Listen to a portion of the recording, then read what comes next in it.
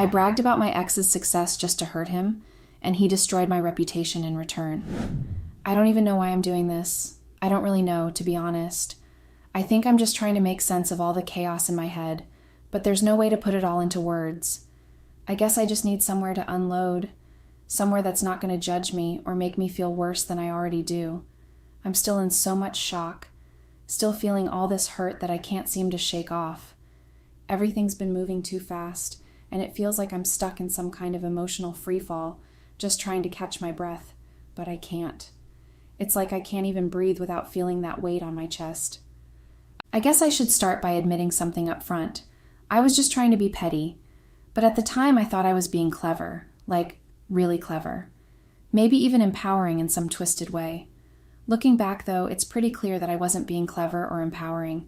I was just a dumbass lighting a match while sitting on a pile of gasoline. And now here I am, trying to pick up the pieces of the mess I made. My ex and I dated for more than a year. Let's call him Josh. Josh is an amazing person, sweet, funny, thoughtful. I loved him honestly. But, and there's always a but, isn't there? I still had this lingering ghost in the back of my mind. My ex, Daniel. Daniel and I broke up more than 2 years ago, but it still feels like yesterday sometimes. Our relationship didn't end with some explosive, dramatic moment. There wasn't any cheating, no screaming matches in public, no plates thrown across the room. Instead, it was one of those slow burn breakups. You know the type, where the tiny resentments and little frustrations pile up, one after the other, until the weight is unbearable. And then, finally, someone snaps. In our case, it was Daniel. He sat me down one night and said he needed space. Space to figure himself out, space to focus on his career, space to plan his future. I'll be honest, it stung like hell. I remember sitting there trying not to cry, thinking, what does that even mean? It felt like he was choosing success over me, as if I was some obstacle in his path instead of the person walking it with him. Fast forward a couple more months, and guess what? He was thriving. He got that space he wanted, and boy, did he make the most of it. Through mutual friends, and okay, a little bit of Instagram stalking, don't judge me, I found out that Daniel had landed a massive promotion at work. The kind of promotion that comes with a shiny new title and an even shinier paycheck. He'd moved into this gorgeous apartment. Oh, and to top it all off, he'd bought himself a brand new car. Meanwhile, there I was, still stuck in the same job I'd been working for the last few years, still trying to figure out what I wanted to do with my life. It was like he'd hit the fast-forward button on his life, and I was stuck on pause. You'd think all of that would have been enough for me to finally let him go, right? Wrong. Instead of moving on, I did the opposite. I let the bitterness fester. Every time I heard about his success or saw a picture of him looking happy, it was like a dagger to the chest. Instead of feeling happy for him or even neutral, I just felt resentful. And that's where the trouble really began. Because instead of facing those feelings and dealing with them like a rational adult, I decided to channel them into something petty, something stupid, something I thought would make me feel better, but instead just blew up in my face. I'd scroll through his Instagram late at night, convincing myself it was no big deal. It's not stalking, it's just checking in, I told myself, as if that made it any less pathetic. Seeing his new life unfold on my screen didn't make me feel better, though. If anything, it made me feel worse. And then there was the jealousy. Oh, the jealousy. It wasn't just about the life he was living. It was about the fact that he seemed so content without me. I started to resent my boyfriend for things he couldn't even control, which, looking back, is so unfair it almost makes me cringe. But at the time, it felt like the easiest thing to do.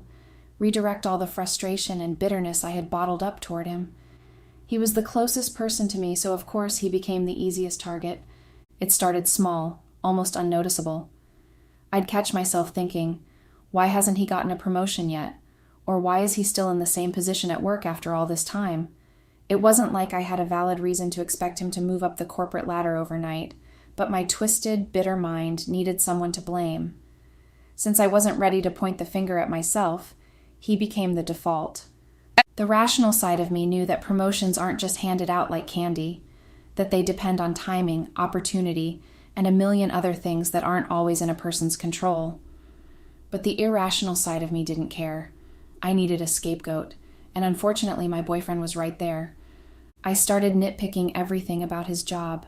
If he mentioned a frustrating day at work, instead of being supportive, I'd ask questions like, well, did you talk to your boss about moving up? Did you apply for any new positions? It wasn't genuine curiosity, it was veiled criticism. I wanted him to do more, even though he was already doing plenty. The worst part? He had no idea where this was coming from. He thought I was being helpful or trying to encourage him, but in reality, I was projecting all my unresolved feelings onto him. I wasn't mad at him, I was mad at myself. Mad that I was stuck, mad that I wasn't thriving like Daniel, mad that my life didn't look like the picture-perfect fantasy I'd imagined. I began to resent the fact that he wasn't thriving in the way Daniel seemed to be. It was like I was holding him to some impossible standard that wasn't even real. Daniel's success wasn't the problem, I was the problem. But admitting that would have meant taking accountability, and I wasn't ready for that. So I let the resentment fester. I'd find myself getting annoyed at the smallest things, like if he came home tired after work and didn't want to talk about career goals, or if he was content just relaxing instead of chasing some imaginary ladder of success I'd set up in my head. I convinced myself that he wasn't trying hard enough, when really he was trying harder than anyone else in the relationship. I needed someone to blame for the mess in my head, and since I couldn't bear to blame myself, I unfairly placed that burden on him. He didn't deserve that. He didn't deserve any of it. And the more I think about it now, the more I realize just how much damage I caused, not just to him, but to the relationship as a whole. I was so wrapped up in my own issues that I couldn't see the amazing person right in front of me, and by the time I did, it was already too late. So I definitely started to talk up my ex way too much, like way too much. It wasn't even subtle. I'd bring him up in random conversations, sometimes out of nowhere, and I'm sure my boyfriend was sitting there thinking, why the hell is she talking about this guy again? Honestly, I don't blame him. If the roles were reversed and he kept bringing up some ex, I would have flipped out, no question. But at the time, I didn't see it that way. Or maybe I didn't want to see it that way. To me, it felt harmless, like, oh, I'm just talking. It doesn't mean anything. Spoiler alert, it definitely meant something. I was talking about Daniel, my ex, like he was this shining example of success and ambition. I was clearly trying to make some kind of point, but at the time, I convinced myself it was innocent. My boyfriend, bless him, tried to handle it as calmly as possible at first. He'd say things like, why do you bring him up so much? Or, do you even realize how often you talk about him? I know he was trying to understand, trying to have a mature conversation about it, but I wasn't in the right headspace to hear him out. Anytime he brought it up, I'd immediately get defensive. I'd hit him with the classic, why are you being so jealous? As if he was the one with the problem. In my head, I wasn't doing anything wrong. I wasn't texting Daniel. I wasn't seeing him. I was just talking. And I'd tell my boyfriend exactly that. It's just talking. It doesn't mean anything. You're overreacting. But let's be real. It wasn't just talking. Constantly bringing up an ex, especially in a way that highlights their accomplishments, isn't normal behavior. I was comparing him to my boyfriend, even if I wasn't outright saying it. And of course, my boyfriend felt insecure about it. Who wouldn't? He tried to explain how it made him feel, but instead of listening, I doubled down. I'd brush him off with, you're making a big deal out of nothing, or, it's not like I'm saying I want to be with him again. But let's be honest, what else was he supposed to think? I was constantly hyping up another guy, someone I had a history with, and then gaslighting him into thinking his feelings were irrational. I see now how shitty that was, but at the time, I was so caught up in my own mess that I couldn't admit I was wrong. The worst part? Deep down, I knew what I was doing. I knew I was bringing up Daniel to make a point, to make my boyfriend feel like he wasn't measuring up. It wasn't fair, and it wasn't right, but I did it anyway. And of course, like any other human being, my words started to get to him. I mean, how could they not? I wasn't exactly being subtle about it. I wanted my boyfriend to be jealous. Honestly, that was the whole point. I thought if he got jealous, it would mean he cared more, or maybe it would spark some kind of reaction in him that would make him try harder, be better, or whatever nonsense I had cooked up in my head at the time. But the thing is, he didn't get jealous. Not in the way I wanted, at least. He didn't sulk or throw a fit or start competing with the ghost of my ex. Instead, he sat me down to have an actual conversation about it numerous times. He told me how my constant comments about Daniel made him feel. He told me it hurt, that it made him feel like he wasn't enough, like he was being compared to someone else every time I opened my mouth about my ex. Did I listen? Nope, not even a little bit. I brushed it off completely. I was so wrapped up in my own pettiness and self-righteousness that I couldn't even acknowledge how valid his feelings were. Instead, I turned it around on him. I told him he was overreacting, that he was being ridiculous and reading too much into it. I even went as far as to say he was just jealous and trying to control me. In my head, that justified everything I was doing. I convinced myself that his feelings were the problem, not my actions. I twisted the narrative to make it seem like he was being possessive or insecure, even though he wasn't doing anything of the sort. Looking back, it's clear I was deflecting. I didn't want to face the fact that I was the one being hurtful, so I made him the bad guy instead. I told myself that I was just being honest, that I wasn't doing anything wrong, and that he was the one making a big deal out of nothing. I knew I was being dismissive and unfair, but I didn't care enough to stop. It's one of those things that's so painfully obvious in hindsight. He wasn't overreacting. He wasn't being jealous or controlling. He was just trying to tell me how much it hurt to constantly hear about another guy, someone who I was supposed to be over, and I didn't give him the respect he deserved. And honestly, I don't blame him for what happened next. I brought it all on myself. The more I talked about my ex, the more vocal my boyfriend became about it. At first, he tried to be calm, bringing it up in a way that wasn't confrontational. But the more I kept bringing Daniel into conversations, comparing him to my boyfriend, dropping little tidbits about Daniel's new life, or straight up praising him, the more my boyfriend started to express how uncomfortable it made him. And every single time I shut him down. It was like a reflex. I'd immediately tell him he was overreacting or that he couldn't take a joke. I told him he was being jealous, and worse, trying to be controlling. That was my ace card, my trump. Anytime I pulled that card, he'd stop. He'd shut down completely, and the conversation would die right there. It became my go-to response, knowing it would silence him. But here's the thing, that wasn't enough for me. I wanted more. I didn't just want him to stop talking. I wanted a reaction. I wanted him to be jealous, extremely jealous. In my twisted logic, jealousy equaled proof of how much he cared. I wanted him to get fired up, maybe even angry. I wanted to see some sort of emotional explosion that would validate me, make me feel important, make me feel like he thought I was worth fighting for. But he never gave me what I wanted.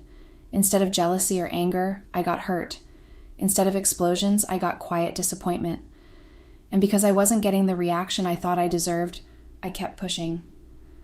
I doubled down.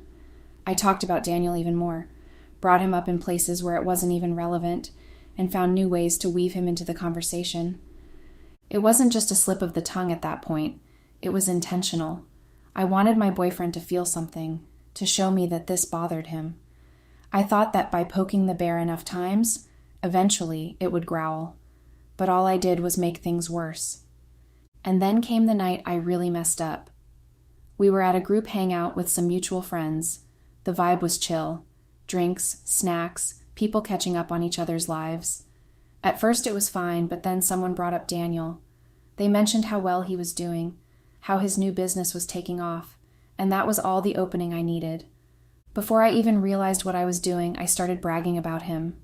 I went on and on about his new job, how much money he was making, the fancy car he had just bought, and how he'd completely glowed up since we broke up. I wasn't just adding to the conversation, I was steering it, throwing in every little detail I knew to make Daniel sound as impressive as possible. And yeah, I'll admit it, I kept glancing at Josh while I was talking. I wanted to see some kind of reaction from him. I wanted to see him squirm a little, maybe look uncomfortable or insecure. In my twisted logic, I thought, if he feels a little jealous, it means he cares. But Josh didn't react the way I expected.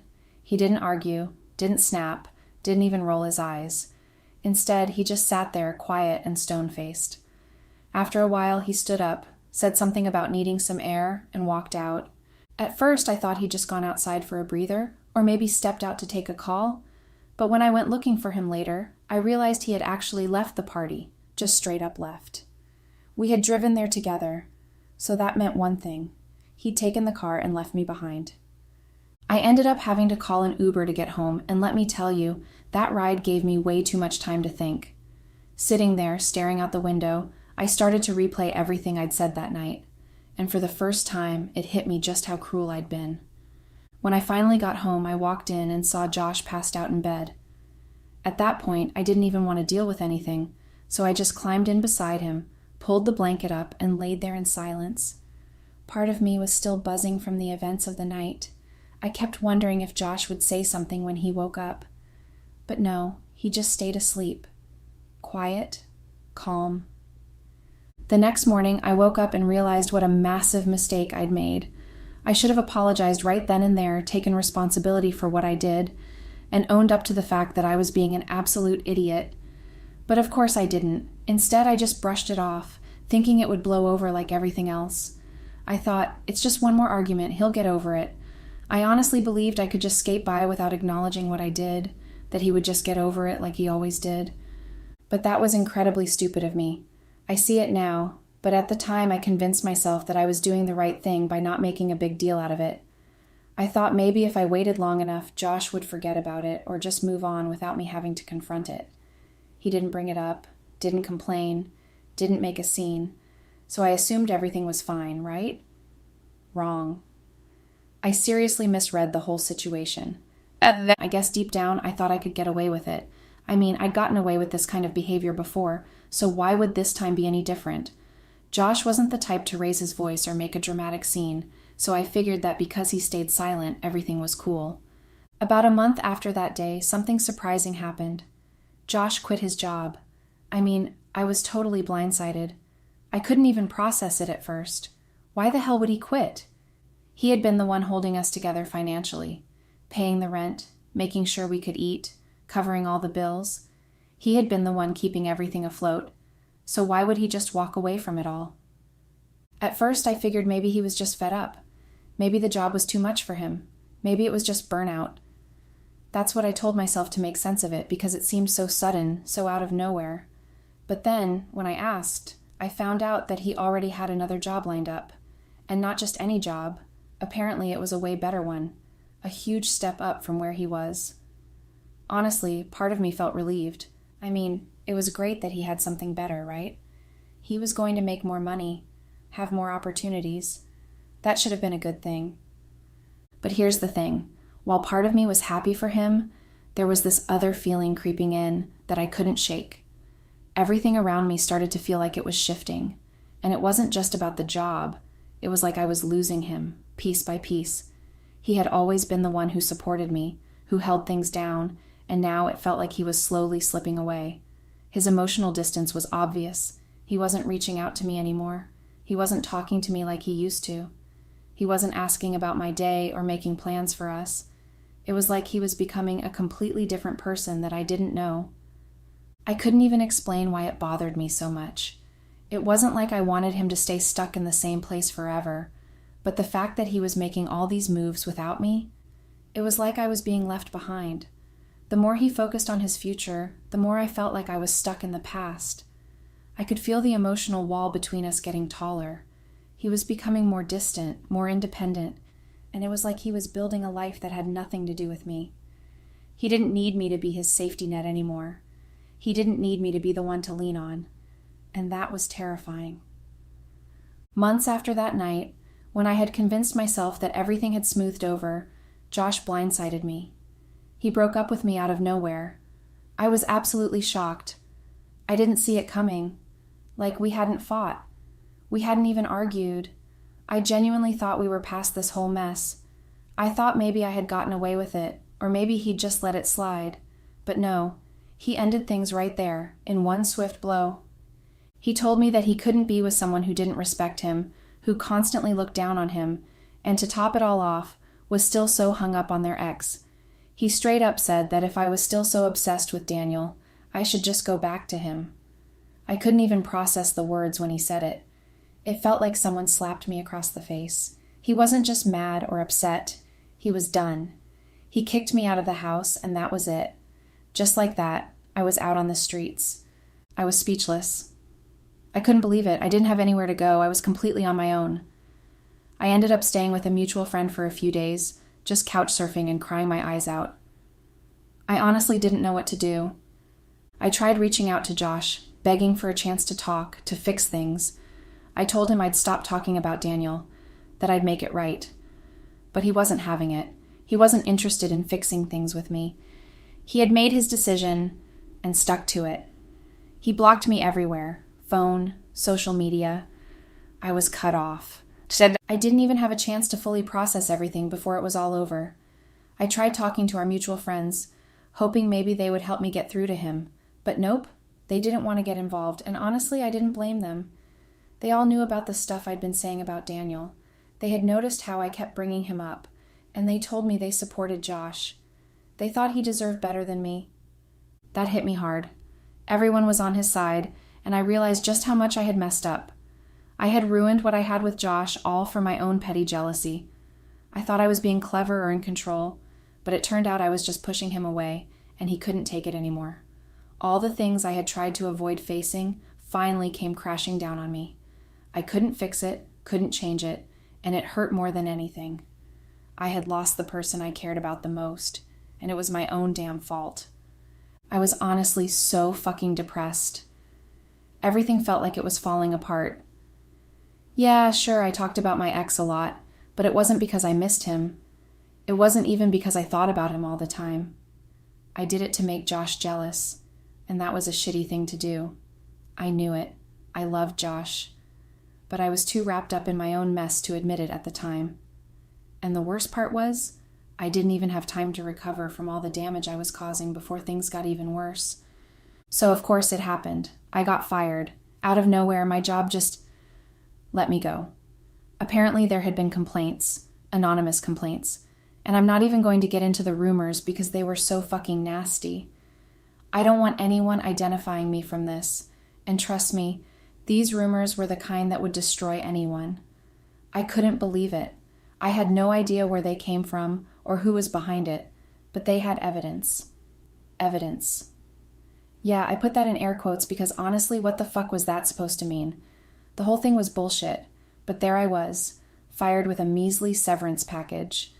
I was homeless and jobless at the same time, which let me tell you is not a good combo. During all this chaos, it just seemed like the universe had a laugh at my expense.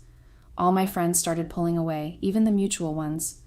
My one friend said I could crash at their place for 2 more weeks, and then I'd have to go.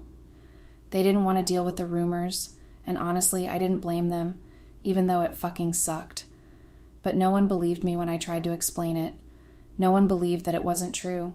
My reputation was shot to hell, and I couldn't do anything to fix it. The worst part? I knew who was behind it. I knew deep down it was Josh. I don't have any proof, and I know I never will. That's what eats at me.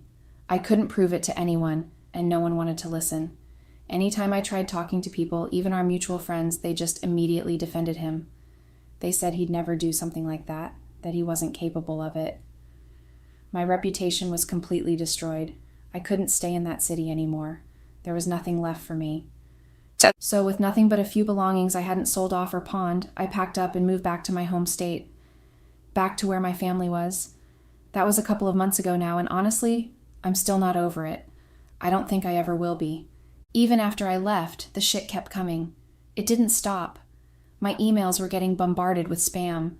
The kind of spam I knew I never signed up for. It wasn't just a few emails here and there. It was nonstop.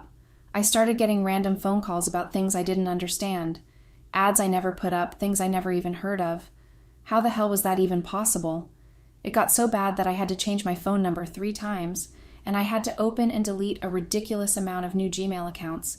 It's like someone had my shit on some list, just passing it around, leaking my information everywhere. It was traumatic as hell, and I'm still dealing with the fallout from it. The constant worry that my privacy was violated in some way I couldn't fix. The anxiety that never really left.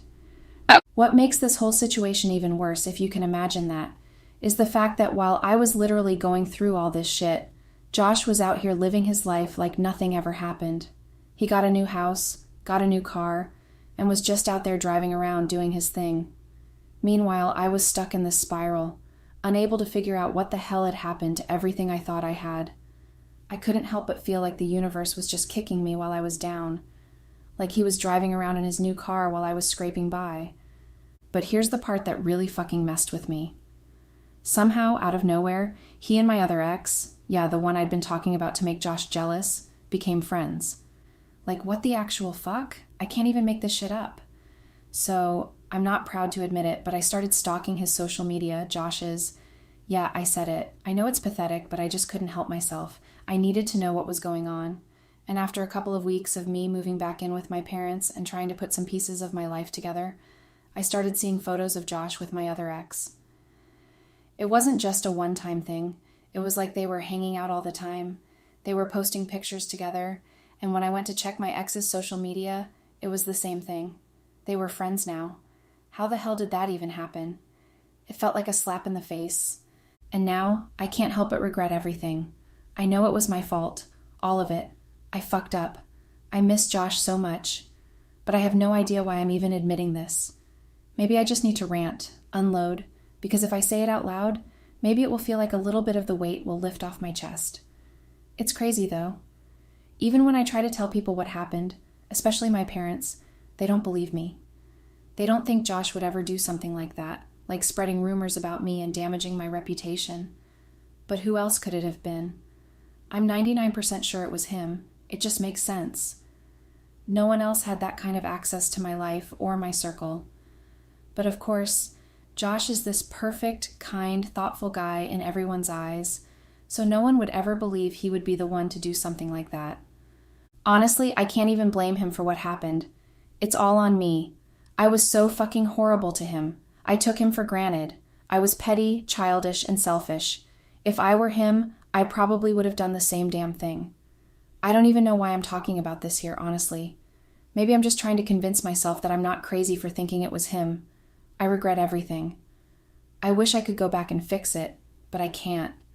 I fucked up in ways I'll never be able to undo, and I don't think I'll ever forgive myself for what I did. I'm still messed up from it all. I can't stop thinking about how I got here. The whole thing feels like a nightmare I can't wake up from. I'm depressed. I'm stuck in my own head, and I can't shake the feeling that it's never going to get better. Life was fun and interesting until it wasn't. People of Reddit, what would you do if you were in my shoes? Is there anyone who has experienced what I'm about to narrate here? How did you get through it? Did you ever think of taking revenge? I am 29, used to think I had the best luck amongst the people I knew. I was born into a middle-class family, but my parents were rich enough to pay for my schooling, right down to university, so I don't have any student debt. 2 years after school, I met and fell in love with the most perfect lady ever, and then I married her not so long after. I got a job quite early, since I had worked at a big company, name withheld for personal reasons, during my internship days, and they had offered me a job immediately after I left school. So I didn't even get to spend a day unemployed after school. It was at this company I met my wife, Danielle, 32, she was a customer of the company and she came in regularly.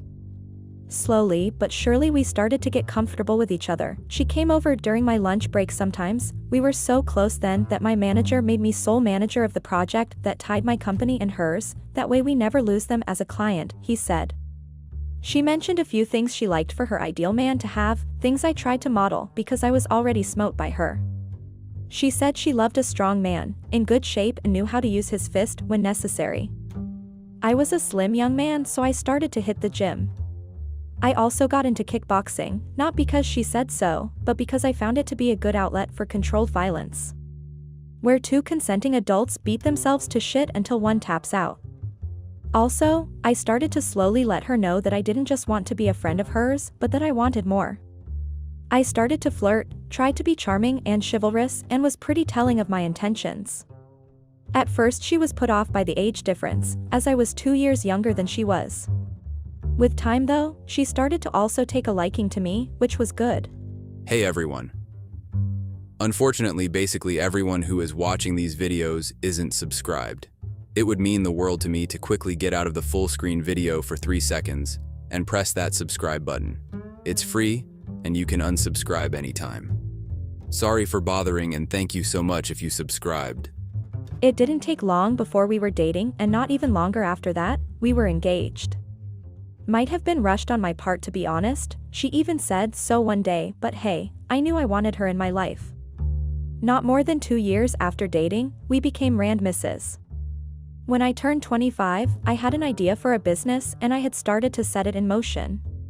She supported my every move, and even when it cost money to support, she supported me with the money I needed. I thought I had a gem of a woman. Life really comes at you fast. I made huge profits from the business I started, big enough for me to think of having kids with her and also big enough for me to quit my job. After a few more ups and downs, I decided to seek outside help. Some sort of outside investment or a big name to help me push my brand further. So aged 27, I had the opportunity to be on Sharks. For those who don't know what Sharks is, it's this huge-ass reality TV show here in the US, where you get to pitch your ideas and business to the hosts, Sharks, who then decide whether or not your ideas, business plan or product is worth their investment or money. I didn't go in expecting a bid, but still I offered $500,000 for 10% shares in the company. I thought if I lowballed myself I'd get an offer from at least one of them. Even if 3 of them decided to buy in, I and my Danielle would still have 70%, I thought to myself as I prepared my pitch. Things went smoothly on that day. I managed to get them into a bidding war, and I ended up with a take it or leave it offer of $11 million for the company in entirety. Of course I accepted the offer. It was double the offer I gave them and even $4 million more than the actual value of the company. When I got home I opened the most expensive champagne I had and we celebrated such a big dub. That night, my wife and I were very passionate. I don't know if it was the happiness that came from selling the company or from the drinks. It might have even been a result of both of them. That was the day our son, who's now 13 months old, was conceived. The next day, I went to the office with my lawyer, where I met Mark Cuban, the shark who made the offer, and his lawyer were already waiting for my arrival. In a few hours, every single detail needed to run the company was explained to his lawyers. I also added that he was free to do anything with the company, but that I would love it if he kept the workers I had. Those guys really helped me, and I didn't want them to be out on the streets whilst I smiled all the way to the Bahamas. As that was the last day in charge, I gave all my workers a raise. I didn't need a reason to, and the joy in their eyes and the continuous thanks made me smile. It was bad enough that I was leaving, so I decided to leave them with a goodbye gift. The day ended with me signing all the necessary documents for change of ownership and all. I was paid an additional $1 million to sign a non-compete, which meant I wouldn't try to create another such company and take all their clients. I left happily. My life went according to plan. I worked hard and made enough money to retire 3 years earlier than I even thought. Now I could spend the rest of my time doing things I was passionate about. I had picked an interest in football. I called it soccer then, but now I have achieved enlightenment. So I now had time to watch football matches. I also got more active in the gym and in kickboxing. I trained every day, from 9 to 4. I also sparred with some people who were willing. The bruises and scars from those sparring made me love fighting more with each passing day, so much so that I decided I was going to do kickboxing, even though locally. I got so good at fighting that I literally became the champion of the city. The biggest kickboxer in our city. In just 5 months I became so good that people started to fear getting in the ring with me. I had a respectable record of 13 wins, 1 draw, and 3 losses, with 70 KOs a part of my record. Some agencies tried to reach out to me to join them and to go pro, but I opted against doing so, because I retired from work. I didn't want to go back to any form of work again, also I had a kid on the way. Even though I opted against doing the kickboxing thing for a job, I still kept up appearances and further increased my record. I started doing a little bit of interstate games also. I had taken 2 games before my wife gave birth and I stopped fighting altogether. Also, I sparred with my coach from time to time. My coach was a middle-aged man who used to be a pro boxer. He wasn't a good boxer and had more losses than he had wins. Sometimes I even wondered why I let him coach me. He was absolutely ripped and shredded and was about 3 inches taller than me. My wife put to bed on the 25th of December, 2021. Yep, you bet your ass I named him Jesus. I had become something of a public figure in the city, a kickboxing sensation, they called me. I was just 27 then, so I guess one wouldn't have been wrong to think that I was an upcoming kickboxer. I drove her to the hospital that Christmas. The roads were free, so I sped through, no regards for the law. I hurriedly got her a room, and within a minute she was already 7 centimeters dilated, so the birth process started. I sat there, holding her hand as she pushed the child out. It was a boy. A carbon copy of myself. Anyone who knew me would know the kid was mine at first glance. I had a mini-me. My joy knew no bounds. Weeks after childbirth, my wife started to change. I had decided that we were moving to a more quiet environment to raise the child and other subsequent children, but my wife, who initially loved the idea, now hated it. This wasn't the only thing she now hated. She hated her child, she hated the foods she used to love, she hated me, and sometimes, I think she hated herself also. I heard it was something that came with childbirth, child hating. Even though I thought the hating was too much and also unwarranted. She didn't want to be around the child, nor did she want to be around me. I tried to help her get through it, but nothing I did seemed to be helpful, nor even appreciated. The baby started having formula 2 weeks after being born because the mother didn't want to breastfeed him. Then one day, I booked a trip to Dubai as a surprise getaway for her. I showed her the tickets, and for the first time in 2 months she was happy. She jumped on me, probably the first time she had touched me since she gave birth. The trip made her so happy. She breastfed the child that night, and she did for the days leading to the trip. She also had milk prepared for the child, for when we were away. Well, we went out and I had her mom come over to take care of our child. Honestly, we really had fun in Dubai. I used that opportunity to get a place in the environment I had wanted, a mini mansion which had about 10 rooms, a huge garage that would fit almost 12 cars, and a big pool. Was warned against having a pool because of the child. I wanted my wife to be happy, so I made sure it had everything she wanted. I also got a house beside the mansion, a house which I pulled down to build myself a barn, or a farm. We ended up using it to start a poultry. Everything didn't cost much, about $1.7 million. Yeah, I know that's still a ton of money. We spent a week on our trip. We visited places, Burj Khalifa, went on a Burj Al Arab boat tour, amongst other things. The smile on her face every day was something I loved so much. The nights were also a marvel. Sex was brazy. When I say brazy, I mean absolutely nasty. I learned a lot of new things in the bedroom during that week in Dubai. When we returned from the trip, I drove her to our new house. She absolutely loved it. It was in the countryside, a very quiet environment, and a place where our child can grow up amongst other kids and actually enjoy his childhood. She thanked me for bearing with her in the months when she behaved absolutely horribly. She promised to try not to return to such habits. Well, about my kickboxing career, I and my coach opened a gym in the area, closer to the city though, cause I knew it would be hard to get people in the countryside to join a gym, especially since a lot of them already did heavy-duty jobs. I also trained kids and young adults who were willing to learn and paid how to kickbox themselves. The gym became a real hit in the area. Though not many men were at the gym, we had a ton of middle-aged women visit regularly. Sometimes, when you walked in the gym, you'd think it was a female-exclusive space. The husbands of the women were happy that we were able to get their wives to care about their shape. They would regularly come in to thank Coach and I, and sometimes, they also left tips. It wasn't long before I noticed the real reason why the gym had a lot of women around. My coach was French, and his French accent was really strong. Add that to the fact that this man was a 6'3" mountain of a man, who was probably the fittest person in the countryside, myself included. You have yourself a build that women adored and a voice that made them wet.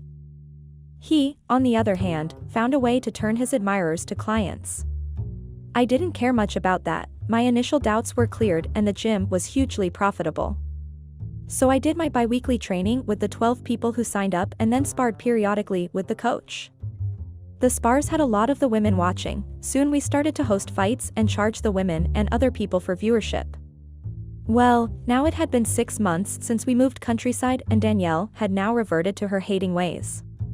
She at least breastfed the child for 6 months, which was the bare minimum, before she went back to not wanting to see nor touch the baby. This really made me furious because I had to hire a nanny when I had my wife. We fought regularly about this, sometimes way into the night. Due to the fights we had, I started to sleep in one of the many rooms in the house. At some point I too started to not love her a lot, waking up every day and seeing your child in the arms of another woman while your wife did nothing but sunbathing by the pool, reading her magazines. That attitude disgusted me, and I hope within me that she'd change before we lose the love we had for each other. Slowly but surely, she started leaving the house. Which was good, I guess. This was until I found out where she always went when I was home. Well, if you were thinking into my gym, you're right on money. She would stop by my gym daily, when I wasn't around, and whenever I came around when she was in the gym, she'd be acting all different. She'd be acting the way she does when I caught her doing something she shouldn't be doing. At first I thought she'd started smoking again, as she had stopped when she got pregnant with baby Jesus. I asked her if she had started smoking, but she denied it. She said she hadn't had a puff of smoke since we started trying for a baby, which was even months before she took in. She got annoyed at the fact that I asked, as they all do. I tried to explain that I simply asked because she stopped breastfeeding and started going out more, so I thought she was smoking and stopped breastfeeding so that she wouldn't hurt the baby. Guess what she said? If I were smoking again, I'd breastfeed him more than before. Maybe if he had brain damage and D*****, I'd be happy. Yeah, what the actual How on earth is this woman a mother? I couldn't stomach what she said, so I left for the poultry farm. My life liked to sunbathe to get away from her responsibilities. I liked to feed the chickens. While I was in the poultry, I saw her leave again. This time a thought entered my cranium: follow her. I thought since she said she wasn't smoking again, what could she possibly be doing? Like a reflex action, I stepped in the car and tailed her, and she drove to the gym. The gym? Why is she heading for the gym? We don't open on Sundays. I thought to myself. I sat in my car, just a bit far from the gym, so I could see what's going on and not be noticed. I saw my coach walk out of the gym. I thought she said she doesn't smoke. What could she be doing with coach who smokes in the gym on Sundays? What I saw next dropped my jaw. Coach gave Danielle a flower and then the two kissed, passionately. Hell. Then it started coming back to me. I remembered some of the women who had a crush on him used to come up to me and joke about how the coach now has a girlfriend, so they might stop coming to the gym. I always used to laugh it off, cause I knew they wouldn't stop coming, and also I knew nothing about a new girlfriend. The women didn't know my wife, none of them had ever seen her, so they didn't know that my business partner and coach had been my wife. Well, I was stuck in my chair for a while. Surely this was the last straw. I went back home. I started to keep tabs on her activity, both their activities. I tried to see if I could get any of them to come clean about the affair they were having, but none of them did. Obviously, the next step was to plan my way out of this. I went to the city to meet with my lawyers. He now worked with Mark Cuban because aside from myself and the workers, he was the only other person who really understood the operations. We had a long conversation, catching up. He told me how much the company was worth now, over $100 million. I was happy that my idea really made that much of an impact. We got down to the actual reason why I came to see him. I discussed my plan right out of the marriage. He told me the whole thing was going to be shitty because infidelity wasn't seen as a reason for separation under the laws in which we got married. He also said that I might have to part with half the money I have right now because she stopped working because of me, and she also helped fund my startup before I sold it. When I got home, I decided I was going to find a loophole. It took some time, but I found one. I opened a trust fund for baby Jesus and put all but $1.5 million in it. I also discussed with Coach, and we discussed a favorable deal where he bought out my share of the gym. The money I got from the sale of the gym I put into my mother's account. That was just last week, but now I don't know what to do. Which is honestly why I am here. I need help, advice, criticism, everything and anything I could get. Update. Well, it's been a year. I'm still married to the bitch. We haven't been intimate in a year, which is funny and also good because I don't know what has been in there and I don't want to mix DNAs with nonsense. I planned to get something though. I needed to do something of some sorts, so I planned a revenge. To get to deal with things myself. During our spars, I started letting Coach win more than he normally would. He would get cocky after his wins, and I would tell him that I was just rusty. In my conversations with him, I started to put an idea in his head. A no-holds-barred match. At this point, I had strategically lost 17 spars in a row against him. Slowly but surely, he bought into the idea. He started to train for the match, and we started to advertise it. Most of the women who liked him had got tickets to distribute to friends. I made sure it was going to be big. The only thing I didn't do was televise it, though I had the means to. When the day of the match drew closer, my wife started talking to me more about it. She'd tell me to go easy on him, that he was 10 years older than me, so he would be weaker. She knew how strong I was, and I think she was worried I'd break the face she sat on regularly. On the other hand, I started to do little things to annoy the coach. I would flirt with some of the women in the gym, especially the ones he told me he liked the most. I would break things, just to get under his skin. I no longer shared the losses, so I didn't have to pay for broken stuff. He started to complain soon. Yep, this fool was walking straight into my trap. He started to get a little more aggressive in our spars, which made me know things were going as planned. I kept up the petty antics. One day, I accidentally drove into the gym. That was $5,000 worth of damage right there, and due to the gym clause I signed when I switched from owner to customer, the gym clause which stated that damage done by paying customers were covered by the establishment, I didn't have to pay for shit. He came out absolutely furious.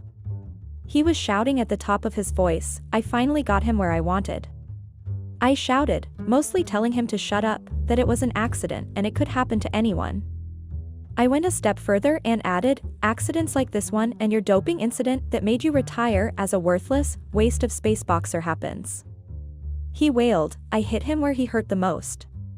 Don't worry, come next month, I'll show you who really is the waste of space. He continued wailing and screaming at me as I sat in front of the bar. Some of the women came to my aid, asking me if I was hurt and all that. I told Coach I wasn't sparring anymore, that if he wanted to prove he wasn't as useless as his father thought, he should beat me in front of the crowd. Did I take it too far? Probably. Do I care? No. He crossed the line in our relationship when he decided my wife was a sex toy to be used. Said wife came back home later that day, shouting and screaming at me for crashing into the shop. She was in a fit of rage, so wild that she accidentally slipped the already known fact that she was sleeping with him. That was when it hit her. All I did was just a plan to rile him up so that I could get him into a ring which he probably would have to be stretched out of. She started pleading with me to go easy on him, to forgive her, to yada, yada, yada. Pleas that fell on deaf ears. I didn't see the coach again until the D-Day. Day of his reckoning. I was able to get myself up to his weight class, and though he was still 20 pounds heavier, I was certain I would destroy this bastard. The match started, and in less than 20 minutes the match ended. He had started coming at me with all the rage he had. I soaked in all his attacks cause for someone who was a boxer, he hit like a girl. At the start of the second round, I unleashed my evil intent. He had gone into the second round leading on points, but after the first elbow shot hit him at the back of the head, things changed and the 5,000 people in the audience saw that things changed. I pound this mother like a Nigerian woman would pound yam for their savory pounded yam and a goosey soup delicacy. Halfway into the second round he couldn't even stand well. He was staggering around the place, he fell down twice and he wanted to stay down, but I shouted at him, your father would be rolling in his grave right now, how can such a great boxer give birth to such a failure? 39 matches in your career and you had no KOs, not even one. You're a disgrace to combat sports. He stood up and I pounded him more, again and again and again. I hit him in the jaw with my knee. That was the last time he stood up. He fell face first, but I still followed him down, landing an elbow to the spine. I put him in a submission lock and he tapped immediately. I had one. I knelt beside him and whispered in his ear, I know you are my wife, I've known for a year now. That was why I suggested you step in the ring with me. You stupid fella, you saw my fights, you saw how people trembled when I walked in the ring, and you thought you could beat me because I stopped fighting for 2.5 years, I added. I stood up and looked in the direction of my wife. She was horrified. The ambulance came and Jim was stretchered out. She made to leave, but my lawyer held her, giving her the papers he had in his hands. I had served her and I was ready to give her whatever she wanted. She just had to go.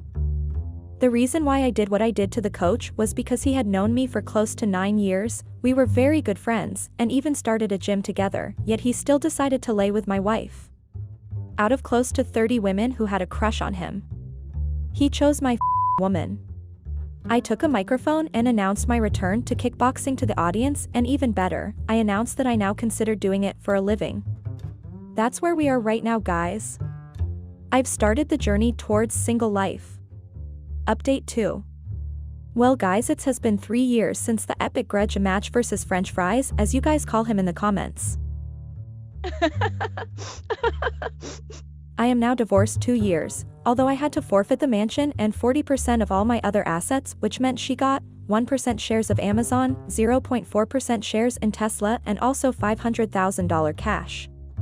Now those shares are worth millions, and the divorce has literally made her the richest woman in our town, but hey, that's life for you, at least I got my kid.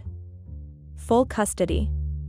I also went back into kickboxing, and now I have an even better record of 32 wins, 1 draw, and 3 losses. I hadn't lost a match since I got back 3 years ago.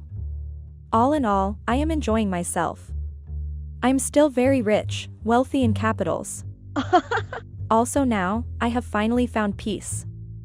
I thank you all for reading this and for bearing with me as I lived this story for you.